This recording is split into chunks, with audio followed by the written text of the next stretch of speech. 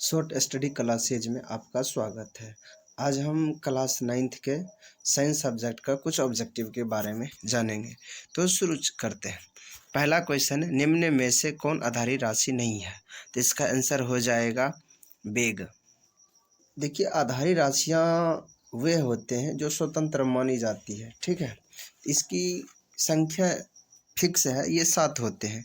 सातों नाम जो है आप इस जगह देख सकते हैं। ये 7 नाम याद रखें के अलावा कोई अन्य राशि पूछा जाए तो ये 7 याद रखें। 7 के बाद जो भी बाकी बाद रहेगा वो सब अन्य मात्रक होगा, ठीक है। दूसरा क्वेश्चन है, निम्नलिखित में से किसे स्पीडोमीटर से मापा जाता है? इसका आंसर हो जाएगा इस ऑप्शन के अनुसार तत्काल चाल होगा, नहीं तो इसका आंसर चाल होता है। लेकिन ऑप्शन में दोनों दिया है, चाल भी दिया और तत्काल चाल भी दिया है, इसलिए इसका आंसर तत्काल चाल हो जाएगा। स्पीडोमीटर के बारे में आप यहाँ से समझ सकते हैं। स्पीडोमीटर एक उपकरण होता है जिसका उपयोग वाहन की गति मापने के लिए किया जाता है। साथ ही साथ एक ओडोमीटर होता है जो दूरी को मापता है। जैसे कि आप चित्र में देख सकते हैं, ये मोटरसाइकिल या कोई भी वाहन में इस तरह का मीटर लगा होता है। इस बीच में आप देख सकते हैं यहाँ पर यह दूरी का मापता है। उस चीज़ को हम ओडोमीटर कहते हैं। कोई भी वाहन में जो है स्पीडोमीटर और ओडोमीटर दोनों लगा होता है। इस कारण से स्पीडोमीटर तुरंत हम जो है गति को देख लेते हैं और ओडोमीटर से हम दूरी देख लेते हैं। अगला क्वेश्चन है, गति का कौन सा नियम बल को परिभाषित करता है? तो याद रखना है, गति के 3 नियम होते हैं। तीनों नियम का अलग अलग काम होता है। तो गति का पहला जो नियम होता है उस नियम से हमको बल की परिभाषा मिलता है। नियम इस प्रकार है, आप उदाहरण के साथ देख सकते हैं। नियम को हम जड़त्व का नियम कहते हैं और दूसरा नियम को संवेग का नियम कहते हैं और तीसरा नियम को क्रिया प्रतिक्रिया कहते हैं, क्योंकि इसमें एक ओर से बल लगाया जाता है तो दूसरी ओर से बल का विरोध किया जाता है। अगला क्वेश्चन है, निम्नलिखित में से कौन सी भौतिक राशि का एसआई इकाई न्यूटन है? यानी कि 4 जो ऑप्शन दिए इसमें से किसका एसआई मात्रक न्यूटन होता है? तो इसका आंसर हो जाएगा बल। बल का एसआई मात्रक न्यूटन होता है। इनमें 4 नाम था, हम चारों का मात्रक किस जगह हम लिख दिए हैं। आप लोग यहाँ अच्छा से याद कर लीजिएगा।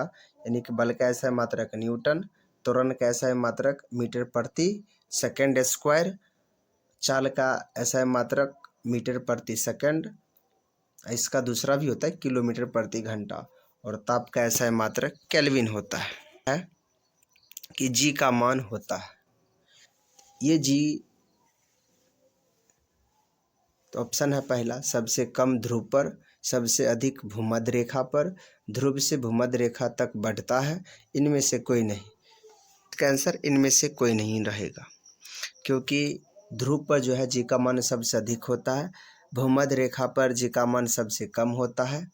हम इस जगह डिटेल से देख लेते हैं ताकि अच्छा से समझ में आ जाए। यानी कि जी का जो मान होता है वो 9.81 मीटर प्रति सेकंड स्क्वायर होता है।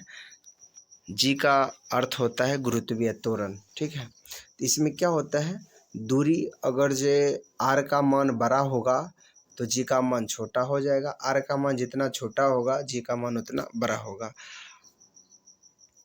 अब चित्र के माध्यम से यहाँ पे समझ सकते हैं। जैसा कि ये मान चलिए पृथ्वी है, पृथ्वी का के ऊपर ये ध्रुव है और ये भूमध्य रेखा है। पृथ्वी का ये केंद्र है। याद रखना, केंद्र पर गुरुत्वीय त्वरण का मान 0 होता है। केंद्र से जितना हम दूर जाएंगे गुरुत्वीय त्वरण का मान उतना घटेगा और जितना नज़दीक रहेंगे उतना मान बढ़ेगा। जैसे कि यहाँ पर आप देख सकते हैं, केंद्र से ध्रुव छोटा है, दूरी छोटा है, और केंद्र से भूमध्य रेखा की दूरी बड़ा है पृथ्वी में, तो इसलिए ध्रुव पर मान अधिक होता है और भूमध्य रेखा पर मान कम होता है। और 0 जो होता है वो केंद्र में होता है। ऑप्शन जो है, ऑप्शन लिखने में मिस्टेक हो गया है। इसका सबसे अधिक पूछेगा तो बोलना है ध्रुव पर, भूमध्य रेखा पर कम होता है, सबसे कम होता है केंद्र पर। लेकर याद रख ले ताकि इसमें पूरा डिटेल से लिखा गया ताकि समझ में आ जाएगा आपको। ध्रुव पर जी का मान अधिकतम तथा पृथ्वी के केंद्र पर जी का मान न्यूनतम होता है। भूमध्य रेखा पर जी का मान कम होता है।